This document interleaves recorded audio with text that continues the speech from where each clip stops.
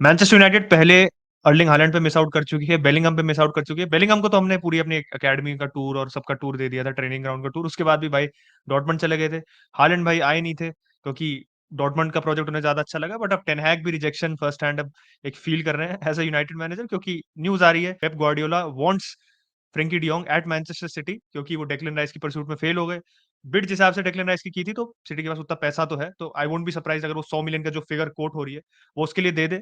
और अगर ये हो जाता है, स्पेशली पिछले सीजन की जो आप कह सकते हो फ्रेंकी डियोंग की जो हमारी समर थी, फेल्ड परस्यूट था, जिसमें हमारे जॉन मर्टो साहब जाके बार्सिलोना 3-4 बार डिनर करके भी कुछ नहीं कन्विंस कर पाए थे। बारसा को कन्विंस कर दिया था, प्लेयर को कन्विंस नहीं कर पाए थे।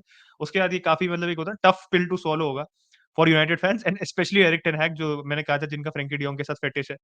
साइनिंग तो मिल गई उनको मेसन माउंट की, बट देखते हैं आगे क्या होता है। उसके अलावा एक जाना पहचाना फेस है जो दोबारा लिंक हो रहा है to a return to Barcelona, और ये तब से हो रहा है जब से वो पीएसजी गए। I am talking about none other than Neymar.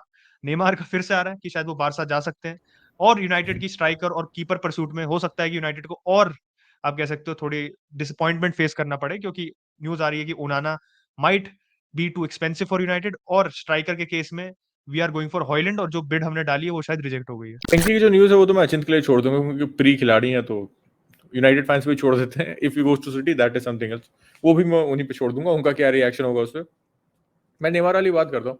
Neymar वाली न्यूज़ मैंने आज पढ़ी, सुबह पढ़ी थी, तो आई वाज सरप्राइज। मतलब ये तो देख के समझ गया this is fake. But obviously बात है, जब आपको थोड़े नंबर चलाने होते तो ऐसी न्यूज़ ले आओ भी जो तुरंत आग पकड़ ले। इसमें बिल्कुल भी ऐसे थोड़ी पेट्रोल डालनी पड़ती है ना उसमें आग पकड़ने के लिए, इसमें कोई पेट्रोल नहीं डालना आपको, बस ऐसी न्यूज़ डालनी है, अपने आप आग पकड़ लेगी। क्योंकि कुछ लोग आपको फर्जी करिएंगे, कुछ लोग कहेंगे हाँ, फिर कुछ लोग डिस्कस करने लगेंगे क्या ये मूव का सेंस बनता है और बारसा कैसे अफोर्ड करेगी। तो उसमें लिखा ये था, and currently I can't find it on Twitter, वरना हम आपको स्क्रीन शेयर करके यहाँ पे दिखा देते, क्योंकि thanks to Elon Musk you can only read 600 tweets a day. तो आई मैंने वो ट्वीट पढ़ी थी, उसके बाद वो गायब हो चुकी है और वो ब्रह्मांड ढूंढ डाला मैंने, मुझे नहीं मिली वो। हो सकता है डिलीट भी हो गई हो, लेकिन अभी जो ट्विटर कंडीशन है तो मुझे नहीं पता डिलीट हुई है कि नहीं हुई है। तो सिनेरियो ये था कि पीएसजी और बारसा के बीच सब अग्री हो चुका है, जिसकी किसी भी जर्नलिस्ट को कानो कान खबर नहीं है, और जो जर्नलिस्ट ये रिपोर्ट कर रहे थे खाली उन्हें आके पता चला था कि सब अग्री हो चुका है। अब नेमार से नेगोशिएशन बचे हैं। तो on the face of it अचानक से इतनी बड़ी न्यूज आएगी तो अब कोई और जर्नलिस्ट रिपोर्ट नहीं कर रहा, तो बट ऑब्वियसली बात है कि बार्सिलोना बेस्ड काफी सारे जर्नलिस्ट है कैटेलोनिया बेस्ड जो क्रेडिबल है, और जेरार्ड रोमेरो साहब तो हमारे है ही है, तो कहीं ना कहीं से आपको पता चल जाता थिंग्स आर हैपनिंग। तो ओवरऑल ये साइनिंग नहीं होने वाली। On the face of it this is not gonna happen. Financially sense नहीं बनाता, ऑन द फील्ड भी सेंस नहीं बनाता। Obviously shirt sale numbers Brazil में हमारी मार्केट दोबारा बढ़ा सकता है, लेकिन जो ये कॉस्ट करने वाला है and the salary we have to pay Neymar and at his age does not make sense to me. तो क्या ये मूव होगा? नहीं। क्या मैं चाहता हूँ ये मूव हो? नहीं। Although I love the player, एकदम ही फ्री ट्रांसफर होता और ठीक ठाक वेजेस पे आ जाते, क्योंकि still is a world class player भाई, ये आप डिनाई नहीं कर सकते। इंजरी रिकॉर्ड उसका बहुत बड़ी दिक्कत है, लेकिन on his day he is world class and he can produce still in La Liga. Free transfer होता और हमें इतनी वेजेस नहीं देनी पड़ती तो मैं एक बार मान भी जाता कि भाई आ जाइए, लेकिन currently the wages he is gonna ask for, हमारे पास वैसी किल्लत पड़ी हुई है और हम मेसी नहीं ला पाए। उसके बाद अगर कहीं नेमार आ जाता है तो I don't think it will go down well with the fans, and जो बोर्ड की इमेज है वो भी यहाँ पे भाई टेंट होगी थोड़ी सी, क्योंकि अगर मेसी का कमबैक बेसिस की वजह से नहीं कर पाया, and if you sign Neymar तो नेमार फिर 2 मिलियन पर सीजन पे तो नहीं खेलने आ रहा है बार्सिलोना में, दैट इज प्रीटी क्लियर। उसके बाद आते हैं हमारे बुस्केट्स के सक्सेसर पे, क्योंकि ब्रोजोविच की डील पहले हो गई थी, फिर कैंसिल हो गई थी, फिर फाइनली हो चुकी है। तो करंटली फेब्रिजो ने कह दिया है it's here we go, confirm deal है। ब्रोजोविच अलग अलग चीजें डालता रहता है इंस्टाग्राम पे, लेकिन करंटली जो अभी सिनेरियो है, जब तक अल नसर से ऑफिशियल कम्युनिकेशन नहीं आता, लेकिन तब तक के लिए फेब्रिजो हमारी सबसे बड़ी सोर्स है, उन्होंने कह दिया हियर वी गो, तो I am believing he is going to Al Nassr. तो हमने बहुत ही काबिल रिप्लेसमेंट ढूंढ लिया है ओरियल रोमेरो के रूप में। और क्या मैं पहले इसके आपके नंबर्स, अंडरलाइन नंबर सब कुछ मैं डिस्कस कर चुका हूँ। जिरोना में खेल रहा है करंटली, उसका रिलीज कॉस्ट 10 मिलियन है, जिरोना 10 मिलियन मांग रही है, लेकिन if you go into negotiation कम में आ जाएगा, वो दिक्कत नहीं है। लेकिन भाई एक मैंने न्यूज पढ़ी कि जैवी उस पर काफी हेविली रिलाई कर रहे हैं। तो चलो ठीक है, ऑब्वियसली जैवी की फुटबॉलिंग नॉलेज मुझसे बहुत ज्यादा है, तो मैं उस पर कमेंट नहीं करना चाहूंगा, लेकिन जितना मैंने ओरेल रोमेरो को प्रीमियर लीग में देखा है, and I watched him day in day out, जब से प्रीमियर लीग छोड़ के चला गया तब से नहीं देख रहा हूँ। इन द लास्ट 2 ईयर्स उसने अगर अपने गेम को कंसिडरेबली इंप्रूव कर लिया हो तो अलग बात है। तो वो अगर ऐसा होता तो आई वुड बी सरप्राइज, खुशी खुशी आ जाओ। लेकिन जो प्लेयर था 2 साल पहले और अभी भी वो वही प्लेयर होगा, क्योंकि 29 की उम्र में आप अपना गेम चेंज कर नहीं सकते। तो उस लेवल का प्लेयर हमें चाहिए नहीं भाई, और वो जॉब भी नहीं है हमारे पास। तो मुझे समझ नहीं आ रहा है क्या करना चाह रहे हैं। या तो देखो अब एज अ बैकअप ला रहे हो, ठीक है, अब ये है कि आप फ्रेंकी डियोंग को खिलाने वाले हो, फ्रेंकी मान लो इंजरी हो गई या किसी मैच में रेस्ट करना है, if you have to see out matches, उसमें से ठीक है, आप खिला सकते हो एज अ बैकअप के तौर पे। I don't mind Oriol for a 6 7 8 10 million signing, I don't mind him. लेकिन if you are betting on him as a starter, तो फिर मेरे ख्याल से we are highly mistaken. And a club like Barcelona should not target a player like Oriol. With all due respect, हमारी academy का player है भाई, लेकिन जिस स्टैंडर्ड का प्लेयर है, हमारा क्लब ऐसे प्लेयर को टारगेट नहीं करना चाहिए to be a starter in our team and to replace Busquets भाई। स्टार्टर एक विंग विंग पे भी होता ना, तो मैं एक बार सह लेता भाई, लेकिन to replace Busquets in this team and you are betting on Oriol Romeu, you need to भाई, आपको एक अच्छा खासा चेक करना पड़ेगा उसके स्टैट्स पे एंड अपने ट्रांसफर टारगेट पे, because makes no sense to me. बाकी देखते हैं क्या होता है, किसको हम खिलाते हैं, सीजन शुरू होगा तभी पता चलेगा। लेकिन जावी का सिनेरियो ये है कि अगर वो प्लेयर आ रहा है तो प्री सीजन से पहले आ जाए, जिसमें 10 12 दिन है, and let's see what happens. Finally आ जाता हूं मैं आर्डा गुलर पे, फिर बाकी ट्रांसफर न्यूज यूनाइटेड पे आएंगे, बाकी क्लब्स में आएंगे। आर्डा गुलर का सिनेरियो है कि लपोटा की स्टेटमेंट आई थी कि अच्छा प्लेयर है, हम टॉक्स में हैं उसके साथ, एंड डेफिनेटली अग्री करता हूं, इज अ प्रॉमिसिंग प्लेयर। अब देखो सब लोग कहेंगे, अब मैं जो कहूंगा कई लोग डिसएग्री करेंगे, लेकिन जितने लोग मुझसे डिसएग्री करेंगे पक्का हाईलाइट देख के आए होंगे आर्डा गुलर की, एंड मैं भी वही देख के आया हूँ। तो उसके बेसिस में भी जज कर रहा हूँ। देखो क्वालिटी तो है प्लेयर में, बिना मतलब हम लिंक नहीं हो रहे, मैं नहीं कह रही कि एकदम ही फर्जी प्लेयर है, फ्रॉड है एक नंबर ही और पैसे बर्बाद होंगे, वो सिनेरियो नहीं। He can turn out to be very good for us. लेकिन जिस पोजीशन में वो खेलता है, हमारे पास ब्रह्मांड के प्लेयर है वहां पे, तो मुझे समझ नहीं आ रहा कि आपकी कोई आउटगोइंग कंफर्म हो गई होती ना, 4 बंदों में से फेरन टोरेस, अंसु फाटी, रबीनिया, डेम्बेले, इन चारों में से कोई भी कंफर्म हो गया होता ना कि ये जा रहा है। डेम्बेले तो जान ही रहा, उसका नया कॉन्ट्रैक्ट साइन होने वाला है, ठीक है, उसमें रिलीज क्लॉज 50 मिलियन का हटा दिया जाएगा। Dembele is not going. Ferran Torres ने भी कह दिया I am happy to stay at Barcelona right now. Ansu Fati does not want to गो।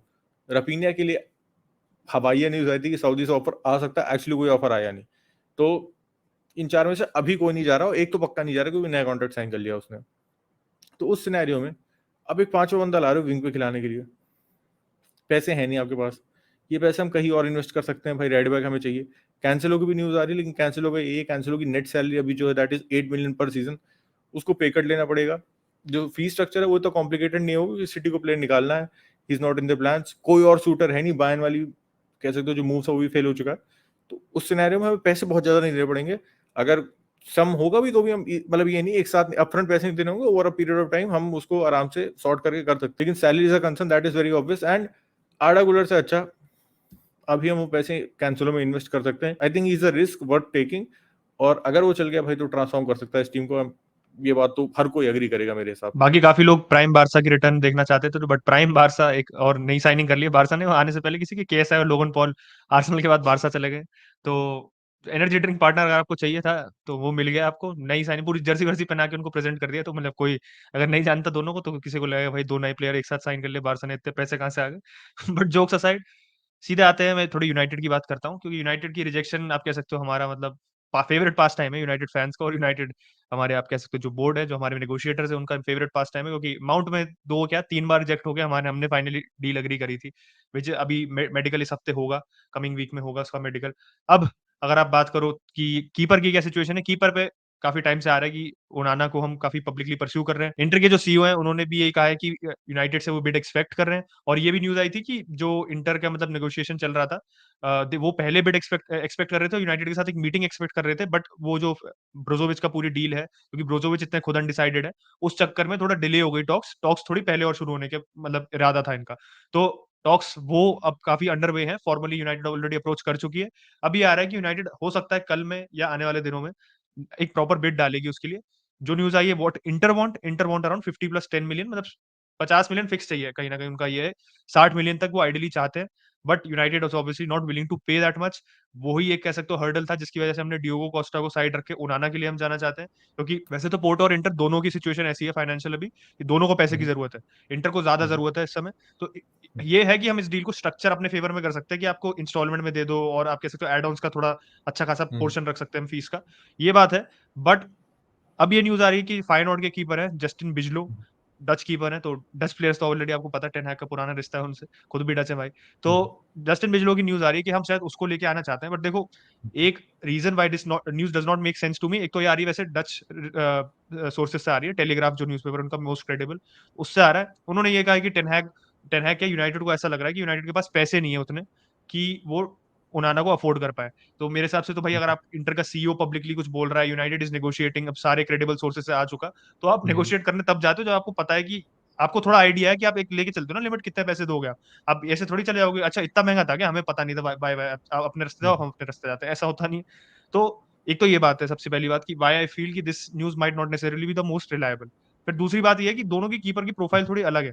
ठीक है, अब दोनों की मैं शॉर्ट कमिंग्स अगर बता दूं क्या है, तो उनाना का ये है कि उनाना का हमने चैंपियंस लीग में देखा था, one of the best save percentages, और चैंपियंस लीग का बेस्ट कीपर था वो पिछले साल। ठीक है, वो एक बहुत अच्छी चीज है उसके लिए, तो उसने आप कह सकते हो वर्ल्ड क्लास सेविंग एबिलिटी भी थी।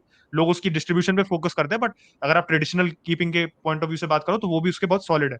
ठीक है, उसकी डिस्ट्रीब्यूशन के मेरे को ज्यादा बात करने की जरूरत नहीं, जिसने भी फाइनल देखा था चैंपियंस लीग का, उनको दिख रहा था कि कितना आगे चढ़ के खेल रहा था, कितना कंफर्टेबल हो अपने पैरों के साथ, एंड वेयर डेया इज नॉट एज स्ट्रॉन्ग। ठीक है, एक वीकनेस है जो ओनाना की, वो ये है कि he is not the best in collecting crosses. उसका जो आप कह सकते हो, अगर आप मेट्रिक्स कंपेयर करोगे, जो स्टैट्स हैं डेहिया और ओनाना की, तो अबाउट द सेम है। दोनों थोड़े हेजिटेंट है शॉट्स कलेक्ट करने में, बट थोड़ी सी आप अगर स्टैट के डीप में जाओ ना, तो Onana likes to come off his line a lot. तो ठीक है, तो आपको क्रॉस क्लेम करने की बार जरूरत नहीं भी पड़ सकती है, हो सकता है कि आप you can cut out the situation पहले से कि ऐसी ना हो। तो एक ये सिचुएशन है, एक ये पॉइंट है। बिजलो के केस में देखोगे तो Bijlow is very good at claiming crosses, but distribution के पॉइंट ऑफ व्यू से नॉट अ कीपर विच, मतलब आप कह सकते हो ना मैसिव अपग्रेड, जैसा उनाना का जो अपग्रेड आ रहा है ना सीधे डेया पे, आपको पता है व्हाट यू आर गेटिंग। बिजलो के केस में सेम नहीं है। बिजलो इज यंगर, 22 साल का है, बट वो ये ना कि अगर आप बैकअप टारगेट कर रहे हो तो कम से कम स्किल सेट तो सेम हो, स्किल सेट ही जब काफी हद तक अलग है, तो बिजलो का इसलिए मेरे हिसाब से सेंस ज्यादा नहीं बनाता। एक और रिजेक्शन की मैं अगर बात करूं, तो स्ट्राइकर जो हमारे हॉयलैंड है, आज हमने 30 मिलियन पाउंड की अपेरेंटली बिड डाली थी हॉयलैंड के लिए, वो रिजेक्ट हो गई है। अब ये आ रही है कि हम सेकंड बिड प्रिपेयर कर रहे हैं 40 मिलियन पाउंड की। अब ये भी बहुत कॉन्ट्रडिक्टिंग है, क्योंकि आपको भी पता है जो पहले न्यूज आ रही थी उसमें था कि एटलांटा को अराउंड 60 से 80 मिलियन के, मतलब ये इस फिगर में, इस रेंज में प्राइस प्राइस कोट हो रहा था कि एटलांटा को इतना पैसा चाहिए फॉर हॉयलैंड। ठीक है, और ये भी आया था कि they want to keep him for a season, जिससे और उसकी वैल्यू अप्रिशिएट हो, क्योंकि इस सीजन वो बेरली खेला है, मतलब अगर आप उसके स्टार्टिंग मिनट्स देखो तो ना के बराबर है। मोस्टली वो बेंच से आके उसने जो इम्पैक्ट करा है। अभी वो उसको धीरे धीरे फेज इन करने की कोशिश कर रहे हैं कि मुरियल और जपाटा जो उनके मेन स्ट्राइकर्स थे, उसकी जगह भी ये आएगा आगे बढ़ के, तो वो करने की उनकी कोशिश थी। ठीक है, तो उस पॉइंट ऑफ व्यू से I think United sensible bit डाल रही है, बट फिर वो ये कि वैल्यूएशन में इतना बड़ा गैप है, तो क्या टाइम वेस्ट करना चाहिए आपको यहाँ पे। मेरा जो प्रेफरेंस है खुद स्ट्राइकर का, वो गंसालो रैमोस है। उसका आ रहा है कि अराउंड 670 मिलियन में आ जाएगा, मतलब लेस देन और equal to the price which Liverpool paid for Darwin Nunez, उतने में आ जाएगा। और अगर आप गंसालो रैमोस की स्टैट्स देखो, प्योर नंबर 9 की पॉइंट ऑफ व्यू से स्टैट उसकी गजब की है भाई, मतलब उसकी, मैं आज वो एक रिपोर्ट पढ़ रहा था उसके बारे में, तो उसमें ये था कि गोंसालो रैमोस की आप कह सकते हो जो फाइनल थर्ड, मतलब बॉक्स में एंट्रीज हैं, बॉक्स में जो उसके गोल्स हैं, बॉक्स में जो उसके शॉट्स टेकन है, मतलब आप कह सकते हो सारे attacking metrics in the box, they are only second to somebody like Erling Haaland Europe में पिछले पूरे सीजन। तो ऑब्वियसली नंबर्स और लीग का डिफरेंस बहुत होता है, और Benfica is one of the stronger teams in their league, तो ये सब आप फैक्टर इन करो। टीम की इतनी आप कह सकते हो स्ट्रेंथ कंपेटिटिवली इतनी ज्यादा नहीं है, बट अगर आप ओवर मतलब पूरे सीजन में कंपेयर करो तो जो स्टैट्स अच्छी होनी चाहिए उसकी एक प्रॉपर नंबर 9 के लिए, वो सारी स्टैट्स मैचअप करती है। प्लस हमने यूरो उसके वर्ल्ड कप में भी देखा था पोर्टुगल के लिए कि उसका जो अटैकिंग इंस्टिंक्ट है वो बहुत अच्छा है, and is very good with both feet as well. I think ये भी एक अंडररेटेड एस्पेक्ट है उसके बारे में, which people don't focus on, क्योंकि एक स्ट्राइकर अगर दोनों पैर से अच्छा है तो आपके लिए, दोनों विंगर्स के लिए आप कह सकते हो एक अनप्रेडिक्टेबिलिटी आ जाती है कि he can attack both crosses from both wings, ऐसा नहीं है एक जगह से बायस्ड है उसका। तो ये एक एस्पेक्ट है आई थिंक गंसालो रामोस के साथ जो फिट करेगा। चलो अब यूनाइटेड से आगे बढ़ के फ्रेंकी डियोंग पे आ जाते हैं, क्योंकि यूनाइटेड से ही लिंक्ड है कहीं ना कहीं, बट आ जाते हैं फ्रेंकी डियोंग पे। तो फ्रेंकी डियोंग का उस दिन भी मेरे को क्या कह सकता हूँ, बात नहीं करनी थी, बट कहीं ना कहीं वो टॉपिक छिड़ा था बिकॉज ऑफ द न्यूज। उसके बाद कोई न्यूज नहीं आई अबाउट फ्रेंकी डियोंग लीविंग। आज एक ताजा ताजा खबर आई है कि Pep is targeting Frenkie de Jong, and around 100 million देने को वो तैयार है, मतलब 100 मिलियन वो आराम से देने को तैयार है बारसा के लिए। और अगर आप बारसा के आप कह सकते हो हाई क्वालिटी एसेट्स देखो, अगर जो प्लेयर्स हैं उनके, उसमें से फ्रेंकी है, पेड्री, गैवियन और अराउहो में लेके चलूंगा, जो प्लेयर्स अभी जिनका कॉन्ट्रैक्ट भी ठीक ठाक है अभी बचा है, जिसके लिए बारसा 70-80 मिलियन से ऊपर मांग सकती है comfortably, I think for all these players, ज्यादा भी मांग सकती है। तो इन सब में से आई थिंक अगर आप सिचुएशन समझो, मतलब उत्कर्ष बैठा है सामने, उसको भी पता है कि I think Frenkie is the player जो नॉर्मली ज्यादा आता है कि फ्रेंकी बेच सकते हैं, क्योंकि Araujo is academy lad, Gavi is academy lead.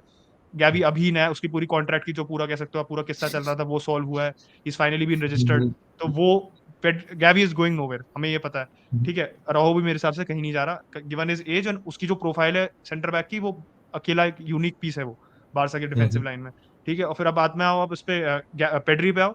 Pedri को हाँ कभी कभार न्यूज आई है, उसकी इंजरी प्रॉब्लम्स भी थी थोड़ी बहुत पिछले season, but I don't think he will be sold. मतलब एज सबके फैक्ट सबके साथ है, बस फ्रेंकी एक ऐसा प्लेयर है जिसकी आप कह सकते हो प्राइम टाइम है उसको बेचने का, उसके बाद उसकी वैल्यू हो सकता है इतनी ज्यादा ना हो जितनी अभी है, प्लस उसका सीजन भी अच्छा था।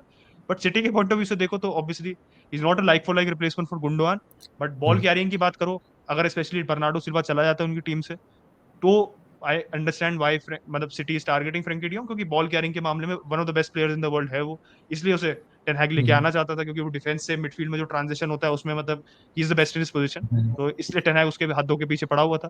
पेप ले आता उसको, स्पेशली मतलब मैंने वो एक सिटी फैन का वो देखा थी ट्वीट, तो वो भी यही कह रहे थे कि अगर हम गुंडोआन को मूव ऑन कर सकते हैं बारसा को, और बारसा से फ्री में मूव ऑन करके हम बारसा से अगर फ्रेंकी डियोंग लेके आ सकते हैं, तो मतलब it is one Keck of a deal, क्योंकि अगले हम्म, 4-5 साल के लिए सिटी का मिडफील्ड बिल्कुल सॉर्टेड हो जाएगा। जो ऑलरेडी हमें हम्म, लग रहा था कि ट्रांजिशन फेज में आ सकते हैं, वो पूरा हम्म, सॉर्टेड हो जाएगा। तो आई थिंक सिटी के लिए it is an amazing hmm, position right now, क्योंकि ये भी न्यूज आई है कि ग्वार्डियोल के लिए वो 86 मिलियन पाउंड के अराउंड बिड सबमिट करने वाले हैं, विच इज क्लोज टू और इक्वल टू 100 मिलियन, जो लाइप्जिग चाह रही थी उसके लिए। पर्सनल टर्म्स ऑलरेडी ग्वार्डियोल के साथ एग्री हो चुके हैं।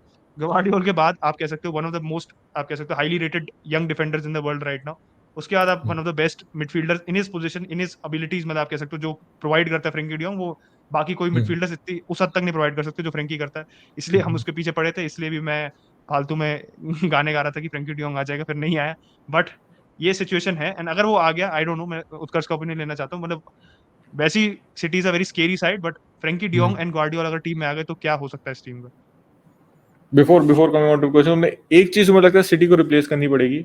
दे midfield will not be sorted, मतलब एक जो वैसे सॉर्टेड है, एक जहाँ उनको रिप्लेसमेंट चाहिए होगा, that will be Kevin De Bruyne's replacement. He is 32 right now. मैं नहीं कह रहा हूँ उसको आज रिप्लेस करने की जरूरत है, लेकिन उसको अगले 2 साल में आपको एक प्लेयर लाना पड़ेगा। भले मैं नहीं कह रहा 2 साल में केडीबी के नंबर्स देखो थोड़े बहुत ड्रॉप ऑफ होंगे, बट पर आपको उसका एक अंडर स्टडी चाहिए होगा। कुछ लोग फिल फोर्डन कह सकते हैं, लेकिन फिल फोर्डन ने अभी तक वो प्रोड्यूस नहीं किया। फिल फोर्डन को उतने अपॉर्चुनिटीज भी नहीं मिले, but you will need to bring in somebody of that calibre. क्या उस कैलिबर का प्लेयर है? डेफिनेटली सिटी का scouting system is very robust and they can bring somebody in. Coming back to the question भाई, obviously अगर देखो Frenkie de Jong can do multiple roles. Bernardo Silva वाले role में खेल सकता है, जिस रोल में स्टोन्स खेल रहा था। अगर स्टोन्स अनफिट है तो वो रोल भी बहुत अच्छे से खेल सकता है वो। He can drop deep, pick the ball, move it forward. Final third में है तो is equally comfortable, defensive third में he is equally comfortable, midfield third में है तो भी वहां पे इक्वली कंफर्टेबल है भाई। तो ये प्लस पॉइंट आता है फ्रेंकी के साथ, मल्टीपल पोजीशन में खेल सकता है, इफेक्टिवली खेल सकता है। अब स्टोन्स वाली पोजीशन में डिफेंसिवली उतना सॉलिड नहीं होगा, obviously stones is a proper centre back, तो वहां पे कंपैरिजन फेयर नहीं होगा। लेकिन जो स्टोन्स आगे जाके करता है वो फ्रेंकी और अच्छे से कर पाएगा, एंड डिफेंसिवली आपको वहां पे थोड़ा सा हिट लगेगा। तो मैचेस टू मैचेस आप उस चीज को वेरिएशन कर सकते हो, या बीच मैच भी वेरिएशन कर सकते हो, क्योंकि आपके पास 5 सब्स्टिट्यूट है मैचेस में। तो बहुत आसानी से आप आधी टीम बदल सकते हो, एंड बेसिकली चेंज जो आपकी प्लेइंग स्टाइल है उसको पूरा चेंज कर सकते हो 5 प्लेयर। पेप जैसे मैनेजर तो बिल्कुल कर सकते हैं। आज के लिए भाई इतना ही। वैसे ही मैंने बारबेक्यू में जाके इतना खा लिया है कि मेरा खाना यहाँ तक भर चुका है। मैं ही जानता हूँ मैं कैसे बोल रहा हूँ, 4 बार सांस ज्यादा लेनी पड़ रही है। तो यहाँ तक वीडियो को देख रहे हैं तो एक लाइक कर दीजिए, नहीं पसंद आए तो डिसलाइक कर दीजिए, और कमेंट कर दीजिएगा क्या नहीं पसंद आया, और कमेंट कर रहे होंगे तो सब्सक्राइब करके बेल आइकन दबा दीजिए। Will catch you tomorrow. Bye bye.